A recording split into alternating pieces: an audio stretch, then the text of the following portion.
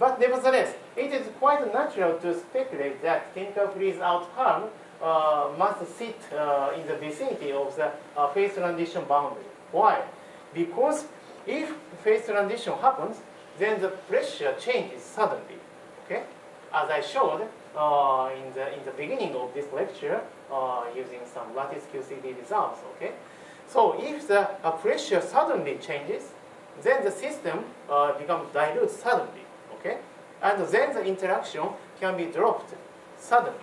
Okay, and then that is a very how to say natural picture to realize such chemical freeze-out phenomenon, right? And so the first guess is that, okay, so this could be something like phase boundary, okay? And then you can find that, okay, maybe this can be approximated by two straight lines, this one and this one, okay? Then what is this? What are these straight lines? Okay, this straight line, this corresponds to the mesonic halogen transition. I mean, if you look at the meson spectrum, then the meson spectrum has some halogen-like behavior, and then at some point of the halogen transition temperature corresponding to a meson spectrum, then you must have some phase transition. Okay. And here, you can think about the baryonic halogen transition in the same way. But the only modification comes from the presence of the chemical potential here. Okay? But anyway, you can draw this line in the same way from the same kind of consideration. Okay? So this may sound some brute for some crude approximation. But actually, this makes sense if you look at more experimental data. Okay, so this shows the K plus, the ratio between K-on and Pi-on. And if you look at this K plus, Pi plus ratio or K minus, Pi minus ratio, then you have a big difference here. Okay, and so this is a K minus, Pi minus, and this is K plus, K Pi plus, and K plus and K minus. Why they are such different? Okay, and this difference comes from the density effect. Okay, because pi plus pi minus they behave more or less the same. Okay, but the Keio is different because K plus is U S bar and K minus is SU bar, and SU bar they are all virtual quarks. Okay, no valence quark. Okay, now so let's think about the heavy ion collision. Okay, the proton and neutron, they consist of U quark and D quark. Okay, but no U bar quark in the valence component or no strange quark in the valence component. So there must be some C quark contribution, right? But K plus has U here, and so this presence of this U quark, this is sensitive to the environment or density. Okay, so essentially this difference measures the effect of the barium density. Okay. And that you can see apparently from the more estimate from the thermal statistical model. Okay, from the thermal statistical model, in fact, so this curve can be very well approximated by some condition of a fixed entropy density. Okay, S divided by T to the cube, T to the 3 is fixed by 7. This condition can reproduce this chemical freeze-out curve. Okay. Nobody knows the reason. But anyway, so this is empirical finding, okay? If you import this condition to the thermal statistical model, anyway, so this dotted curve can reproduce more or less the tendency of the chemical freeze-out curve. What's S? Entropy, okay? Entropy from the thermal statistical model, okay?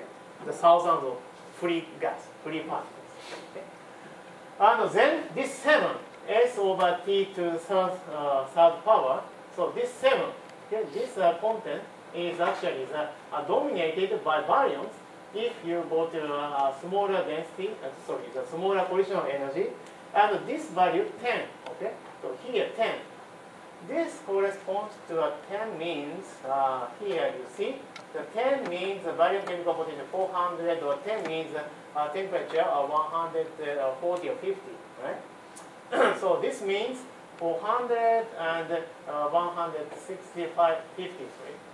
So here exactly the baryon content and the meson content, their dominance, the role of these degrees of freedom is changed at this point. Okay, and this is quite consistent with this scenario, right? Mesonic part and baryonic part. Okay, so here you see you have some meson dominating phase transition, and here you have some baryon dominating phase transition. That is inferred by the experimental data, right? And that's why we speculated with some Brookhaven people and some experimentalists. We speculated this type of phase diagram. Okay, so here we must have some meson-induced phase transition behavior, and here we have something more sensitive to the baryonic degrees of freedom, and so this point must look like something like triple point. Okay, so this is some kind of speculation, but definitely suggested by experimental data. Okay, so you may think that this idea is so radical or so how to say too rough. Okay, but okay. So before that, I have to say something more about the experimental data. Okay. Anyway, okay, maybe I can skip the experimental part. Okay. So if you are interested in the experimental data of the fluctuation, maybe you can ask me a question. Yes. A triple point, I understand, is the meeting point of 3 first-order transitions. So, and here okay, this is not triple point, yeah. but triple point-like region. Okay. But so, not strictly the triple point. Okay. Wait, are you saying that there is an immersion as the intersection of 2 first-order phase transitions? Well, so this is some how to say, okay. So this is a point I'm talking about. Okay. Right. So of course, if you believe in the Hagedorn picture, this is part of the phase transition. This is part of the phase transition, and okay, this can be the triple point. Okay. But of course, the Hagedorn picture is approximation. Okay. So in nature, what you have is a crossover. Okay. But if the crossover is more or less the steep enough, okay, then qualitatively you have something like triple point. Okay? That is the idea. Okay? But if you include both meson and baryons for all the chemical potentials, then you just get one boundary, right? I mean, you got two boundary lines, because in one case you just concentrate on the meson, and the other just baryons. But if you just include both of them, then you just get one curve.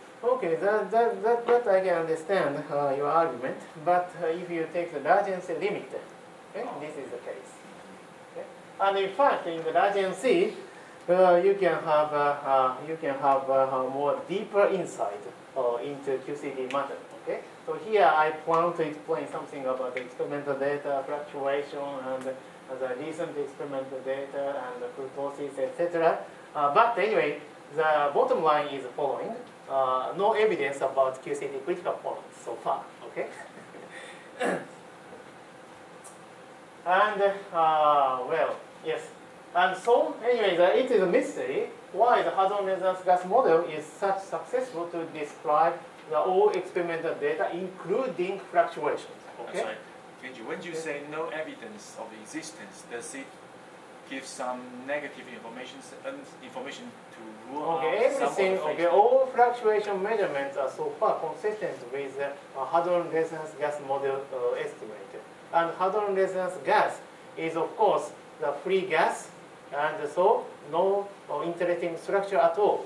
Okay, and so here, if the hadron resonance gas is the good description, or you have one kurtosis and you have this hyperbolic tangent behavior for the skewness, and actually the experimental data so far is quite consistent with the hadron resonance gas model. Okay.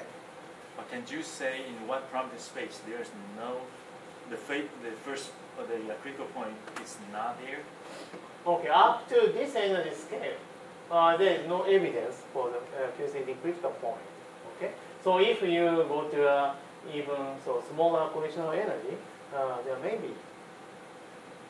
So actually, I have a question on this. I mean, experimentally, which curve actually they measure? I mean, they measure this freeze-out curvature, or really they can measure this phase transition line? The freeze-out point.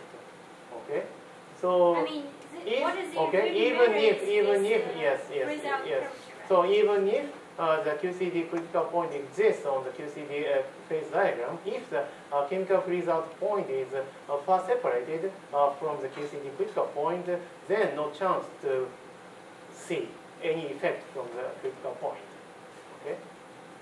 I'm sorry, still want to clarify this. When you say no evidence, that means it's not there, or you don't know whether it's there or not there. The proof of non-existence is impossible. Okay?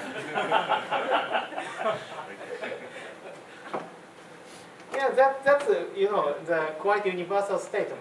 Look at the research of Axion, for example. Okay, if you find something that is the discovery, but if you don't find anything, but usually so people what? present the exclusion plot.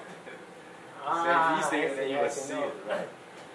Well, okay, in that sense, up to this collisional energy, it was more or less excluded.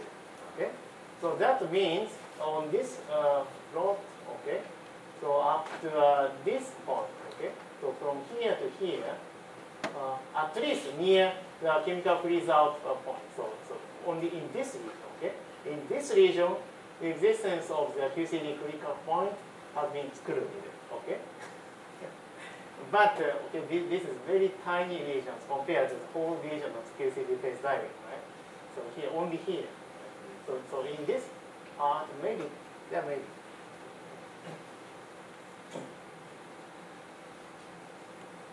So anyway, it's a mystery why the Hadron resonance gas model is such successful. And one good explanation can be available from the consideration based on the large MC limit of QCD. Okay? Because actually, I don't have enough time to explain the large MC limit of QCD, but you can prove that mesons are free particles in large MC limit of QCD, right? And then, so the non-interacting meson gas, that is implied by large MC QCD, okay? And in the, oh my God, the resolution is not very good, but the point of the large MC limit is column. If you consider the gluon loop and quark loop, okay, the gluon loop, the gluon is running in the adjoint representation, and the adjoint representation is essentially the combination of two fundamental representations. And so in terms of quarks, this is a combination of quark and anti-quark, okay? And that means, in addition to this quark loop, you have some internal anti-quark loop here. And from that internal anti-quark loop, you have additional NC factor. So this gluon loop is always more enhanced as compared to the quark loop by the factor NC. Okay? So you can drop the quark, the virtual quark loop diagrams, but only this type of gluon self-energy or the virtual states are dominating. Okay? And so you can drop this type of polarization diagrams, okay, in the large MC limit. And so there is no screening on soft gluon exchange. Yes? NF is fixed. Huh? NF is fixed, yes. So this is Tofuft limit, so-called Tofuft limit. And of course, there is another limit that is called Venetian limit, but the physics is completely different. So I'm talking about Tofuft limit. Okay? And then, interestingly, okay, so people say that if you go to higher and higher density, thanks to asymptotic freedom, you must have deconfined matter of quarks and gluons, but that is very naive, okay, or even wrong. The Say reason again. is, yes? Could you say that again? Repeat the statement again. So if you go to a higher and higher density, okay, then because of the asymptotic freedom, you have smaller and smaller coupling constant, and so the deconfined matter, namely the cork matter, should be the ground state for such high density, but that is naive or even wrong, okay? Because actually, if you consider the scattering of two quarks, okay, then these quarks should sit on top of film surface. That means they may be hard particles, okay, carrying the big momentum. But the exchanged gluon can carry soft momentum, okay? Because if you consider forward scattering, okay, these exchanged gluons are soft gluons. So the relevant scale is soft, not hard, okay? That means the confinement is not lost by the fact that these particles are running faster, okay? Because this exchange gluons are soft gluons, not perturbative, okay? And so usually, at high density, you have this kind of polarization diagrams, and so these soft gluons are screened, okay? And that's why you can have deconfined matter at high density, but in the large density limit, these polarization diagrams are completely dropped, okay? And that means you have confinement at whatever density, okay? If you drop this polarization. So confinement persists at high density. Okay, that is a conclusion from large NC. So, as I said, the Collins-Perry's argument is not really true. And in fact, the soft gluons are screened by the polarization like this, but actually, that is the case only in the CFL phase. Okay? The magnetic gluons are not screened at all. Okay? And so, only in the CFL phase, all gluons are gapped thanks to the Meissner effect.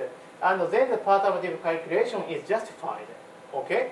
So, the perturbative QCD calculation is possible only in the CFL phase. Okay? So, you cannot use perturbation theory for cork matter without color superconductivity. Okay? This is a statement. This is very important point. Okay?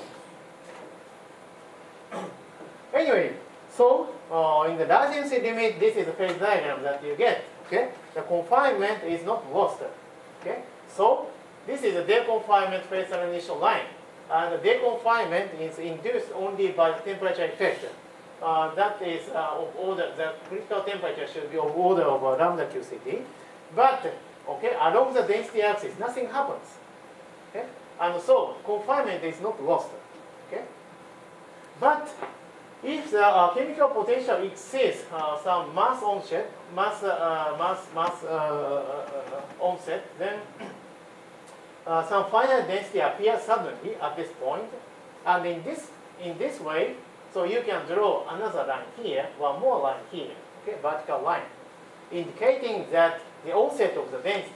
Okay, so here you have zero density and empty, completely empty, and here you have finite density.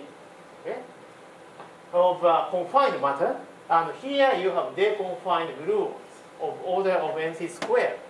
Okay? And this phase transition should be first order phase transition. Why? Because here you have the pressure of order 1. Okay? But here you have NC squared minus 1 gluons, so the pressure is of order of NC squared, so this is infinitely larger than this pressure. So there is a sudden jump from here to here, and so you must have first order phase transition. Okay? But the very interesting observation is that, so this is barium, okay? This is nuclear matter, but the pressure is of order NC. So this is actually a surprising finding pointed out by Makrela and Pisowski in 2007. Okay? So this is actually the most important observation to go to the idea of prokionic matter. Okay? Then, what is the reason why you have this pressure order? Okay? The reason comes from this diagram. Okay? If you consider the barium-barium interaction, then the barium is composed from MC quarks, okay? Or, you know, in real world with 3 colors, the baryon is of course a bound state of 3 quarks, and if this is generalized to arbitrary MC, then the baryon is a bound state of NC quarks, okay? And then the baryon-baryon interaction is mediated by the exchange of quarks, okay? But there is one constraint, okay? That is, this state must be a color-singlet, and this state must be color-singlet before and after the exchange, okay? This means this exchange must be done with same color or with some extra gluon that compensate for the exchange color, okay? And this means that this interaction should be of order of NC, okay? Then naively, you may think that this is NC squared because so here you have NC combination, here you have NC combination, but because of that constraint, you have only NC of order of NC, okay? So this baryon interaction is of order NC, and this interaction gives you the contribution to the pressure, okay? This is a dominant contribution to the pressure, and the pressure comes from interaction term of the energy, not the kinetic term. Okay, this is very important point. So actually, okay, so in this sense, it is very important to note that copionic matter is not a special form of quark matter. Okay, some people get confused about this point, but copionic matter is not quark matter. Okay, this is baryonic matter or nuclear matter in the limit of large NC. Okay, and then the very interesting observation is that the pressure dominantly comes from the interaction energy, and that is of order NC. Okay? But this implies the following possibility. Okay? This order is exactly the same as the order of free gas of quarks. Okay? There are NC quarks, of course. So if you have a gas of quarks, then that pressure must be of order NC. Okay? Of course, that contribution, the of order NC contribution of quark matter comes from the kinetic term only. Okay? Drop the interaction. Just pick up the kinetic term. Then, of course, the pressure should be of order NC. So, this interacting nuclear matter may know something about quark degrees of freedom. Okay? The gas of quark matter. So this is the starting point of the argument of the copionic matter. Okay? And so this is a reason why they named this copionic matter. Okay? This is baryonic matter, as I said. Okay? But